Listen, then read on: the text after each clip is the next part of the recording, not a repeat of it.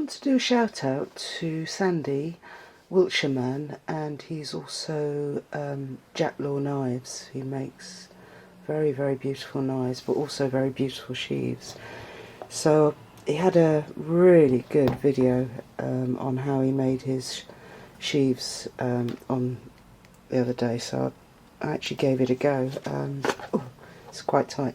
I wanted to make a sheath for this knife. This is the one that's got, I don't know if you can see this, it's got some really beautiful lacewood handles.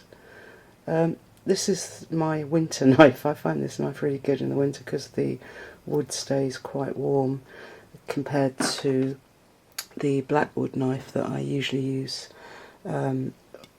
which is very, very dense wood, and it's cold to the touch, and I find it really useful in the summer because it doesn't, my hands don't get hot with this knife at all, whereas with the other one it's quite a warm knife. So I didn't have a sheath for this knife, so I thought it was about time I made one. So my first go was a bit of a mess. It wasn't brilliant.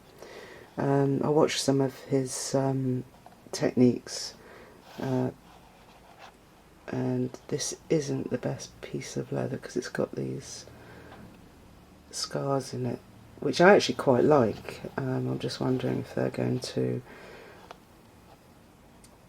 crack eventually or not, I don't know, but it's perfectly usable sheath. I've messed up a little bit on the stitching, and I managed to get hold of some of those pricking tongs to do the stitching, but yeah, perfectly usable sheath, and nice and tight, won't fall out. Great.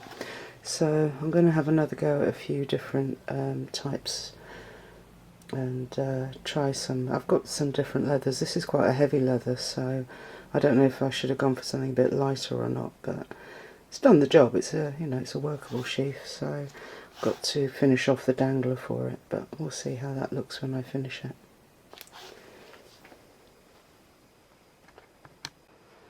So part of the process of doing sheaths is the stitching.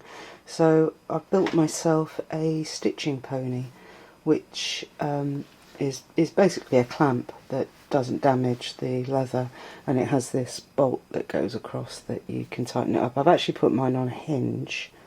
This is just some old bits of wood I found, and then at the top, let me just focus in on that if I can. I'll go in a bit closer. The very top is covered with leather so it doesn't damage the knife sheath, and then I've also, there were some holes in this old bit of wood that I found, so I've just stuck some magnets in there, so they're quite handy because I can, it saves me dropping or losing the needles. So yeah, that's my little stitching pony. So I shall, I've used it a couple of times now and it works, it's great. And it's on a swivel at the bottom, so you, when this board goes sort of under your knees, this top piece can turn different directions, and it makes it really easy to stitch with two hands, so you're not actually trying to hold the sheath with one hand and stitch with the other. So it just goes between your knees, and it's really good. Actually, it worked really well. So that's my stitching pony. I had previously made a sheath for my cookery knife. This was the first real sheath I made, and it works great. I mean, it's got, you know, it does the job, but the stitching on it is terrible, and I didn't understand at the time what saddle stitching was. So, but it works. I mean, it's and the top's got the poppers and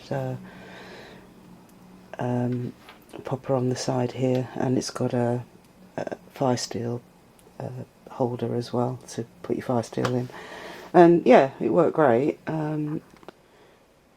So now I've sort of looked and watched Sandy's videos, I understand the technique of saddle stitching, so I'm hoping that all this sort of part will be a lot better. But I mean, this works.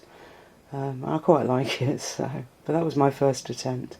So I'm hoping that my follow-ups are better and a little bit neater and more beautiful. We'll see.